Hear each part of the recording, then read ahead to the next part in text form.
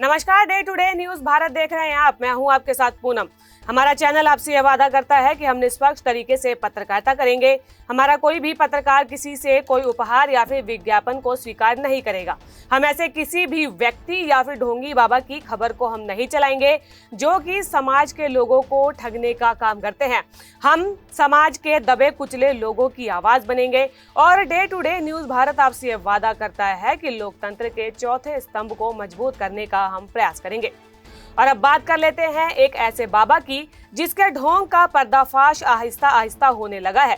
चैतन्यानंद सरस्वती, जिसके ऊपर लड़कियों ने न सिर्फ छेड़छाड़ के आरोप लगाए हैं बल्कि अश्लील हरकतें करने और ऑफेंसिव मैसेज भेजने के भी संगीन आरोप लगे हैं। दिल्ली की पटियाला हाउस कोर्ट में शुक्रवार को स्वामी चैतन्यानंद सरस्वती पर हुई सुनवाई में कई चौंकाने वाले खुलासे सामने आए हैं।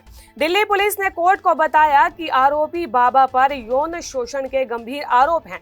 संस्थान की लगभग 16 छात्राओं ने पूछताछ के दौरान ये साफ कहा है कि उनके साथ यौन उत्पीड़न हुआ है।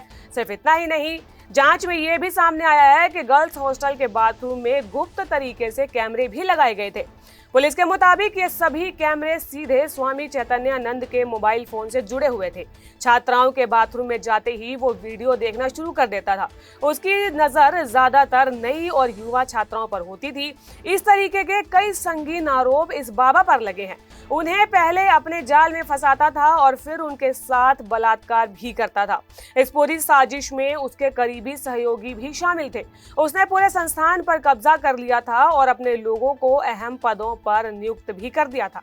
चैतन्यानंद सरस्वती उर्फ पार्थ सारथी के पास से फर्जी विजिटिंग कार्ड भी बरामद किए गए हैं, जिन पर उसे संयुक्त राष्ट्र आर्थिक और सामाजिक परिषद यानी कि ECO एसओसी से जुड़ा एक अस्थायी राजदूत और ब्रिक्स आयोग का सदस्य और इसके अलावा भारत के विशेष दूत के रूप में उसे दिखाया गया है। जांच में ये भी पता चला है कि सरस्वती ने तकरीबन 40 दिनों में कम से कम 13 होटल बदले। फरार रहने के दौरान गिरफ्तारी से बचने के लिए मथुरा और वृंदावन में साधुओं के कई आश्रम में उसने शरण ली। लौटने पर बाबा को जब ये पता चला कि उसके खिलाफ गैर जमानती धाराओं के तहत FIR दर्ज कर ली गई है, उसने सबसे पहले तो अग्रिम जमानत याचिका दायर की, लेकिन बाद में उसे वापस ले लिया गया और फिर वह फरार हो गया। जांचकर्ताओं के अनुसार चैतन्यानंद ने कई बार अपनी लोकेशन को बदला और कम से कम 13 बजट होटलों में ठहरा, जिनमें CCTV भी नहीं थे और ना ही ज्यादा कोई पहचान और पूछताछ होती थी।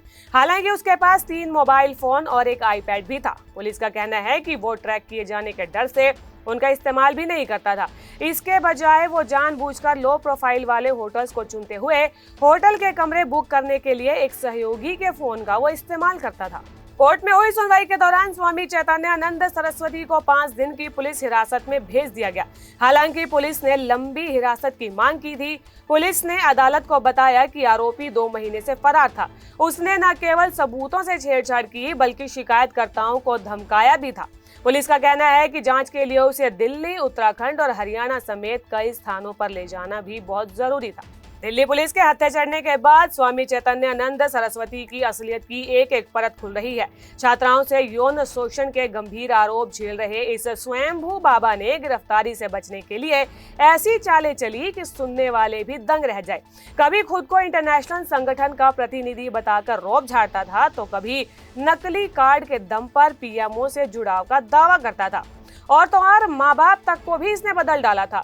2 पासपोर्ट बनवा लिए। जांच में ये साफ हो गया कि ये बाबा पहचान बदलने का गजब का एक माहिर खिलाड़ी भी था। जांच की सबसे सनसनीखेज बड़ी बात तो तब सामने आई जब पुलिस को उसके पास से 2 पासपोर्ट बरामद हुए। एक पासपोर्ट पर उसका नाम स्वामी पार्थ सारथी था, जबकि दूसरे पर स्वामी चैतन्यानंद सरस्वती। केवल नाम ही नहीं बल्कि जन्म स्थान और माता पिता के नाम भी दोनों पासपोर्ट में अलग अलग दर्ज थे। एक पासपोर्ट में जन्म स्थान दार्जिलिंग लिखा था तो दूसरे में तमिलनाडु। उसके पैन कार्ड पर भी पेरेंट्स के नाम अलग अलग मिले। यानी कि बाबा ने अपनी पहचान को इतना ज्यादा उलझा दिया था कि असली और नकली के बीच में फर्क करना ही मुश्किल हो जाए। देखिए, इस खबर को दिखाने का मकसद ही यही है कि इस तरीके के नकली बाबाओं से आप सभी को सतर्क करना है, क्योंकि ऐसे कई शख्स आपको यहाँ पर मिल जाएंगे जो कि साधु के भेष में जनता को मूर्ख बनाते हैं। और day to day news Bharat लगातार आपसे यही अपील करता रहा है कि ऐसे लोगों से सतर्क रहे, सावधान रहे। और हमारा चैनल भी ऐसे ढोंगी बाबाओं को बिल्कुल भी प्रमोट नहीं करता है और ना ही उनकी ऐसी किसी खबर को चलाता है। पर्दाफाश करने के लिए ऐसी कई और खबरें हम आपके सामने लेकर आते रहेंगे। और अगर आपके भी कांटेक्ट में कोई ऐसा बाबा है जिस पर आपको शक है कि वो ढोंगी हो सकता है या लोगों को उसने मूर्ख बनाया है, तो आप हमें कांटेक्ट कर सकते हैं, कमेंट कर सकते हैं। और ऐसी ही कई अन्य खबरों के बारे में जानने के लिए day to day news Bharat को लाइक, शेयर और सब्सक्राइब करना बिल्कुल भी ना भूलें। नमस्कार।